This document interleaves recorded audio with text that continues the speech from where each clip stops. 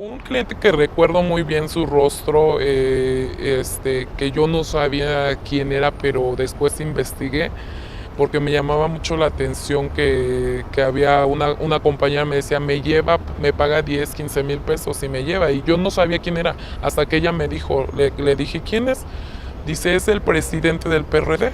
Entonces yo tuve esa inquietud de verlo, de decir, ay, pues saber quién es el presidente del PRD, ¿no?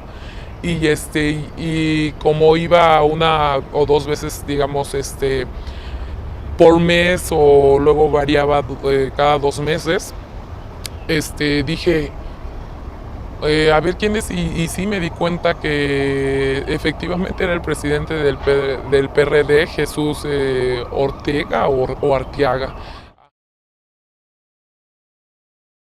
Informar no es un crimen, es un derecho y una responsabilidad. Informar no es un crimen. Informar no es un crimen. Informar no es un crimen.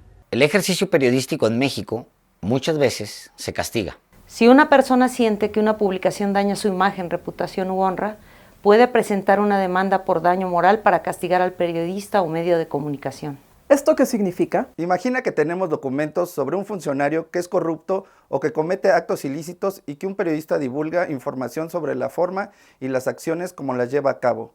Después, el funcionario inicia una demanda en su contra porque la información publicada daña su imagen. Esto no significa que el periodista tenga que ser sancionado porque las personas se sientan afectadas.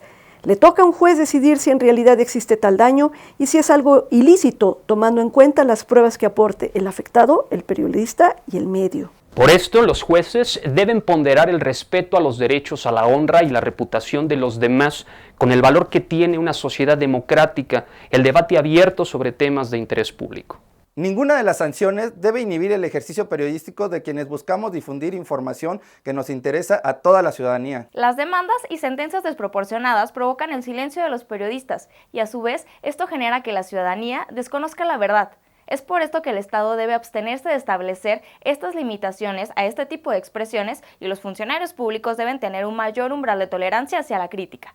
Esto sucede todos los días. Figuras públicas expuestas al escrutinio de la sociedad por voluntad propia demandan a periodistas en México y sirven como medio para sofocar la búsqueda de información hasta llegar a la censura que respiramos todos los días. Estos procesos, además de ser cansados, son costosos y tienen como objetivo silenciar a los periodistas y limitar el flujo efectivo de información. Ojo, también existen los delitos contra el honor, pero esos están prohibidos y deben desaparecer de los 3 estados de la República que aún los contemplan. Son los procesos civiles los que deben dejar al juez decidir si el daño moral es real o no. Informar no es un crimen. Informar no es un crimen. Informar no es un crimen. Informar no es un crimen. Yo fui denunciada por publicar información que vinculaba a un político con los nexos del crimen de trata de personas. Y el juez, en lugar de proteger el derecho a la información de la sociedad y mi debido proceso, determinó que mi reportaje había dañado el honor de una persona que ha ocupado cargos públicos. Esta sentencia genera silencio, no solo para mí, sino para quienes buscamos información sobre las personas públicas que actúan ilícitamente. Mi trabajo es buscar información que le interese a la sociedad. No soy una delincuente. No merezco ser sancionada por hacer mi trabajo.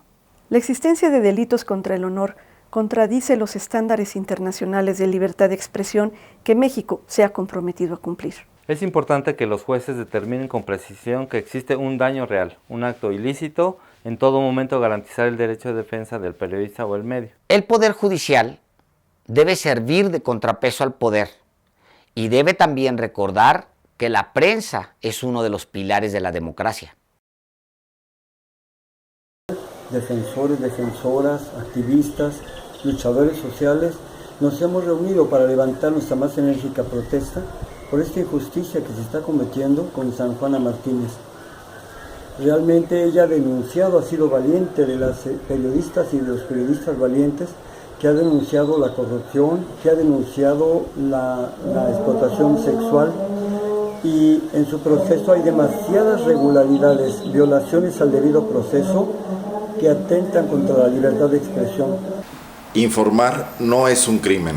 Informar no es un crimen. Informar no es un crimen. Informar no es un crimen.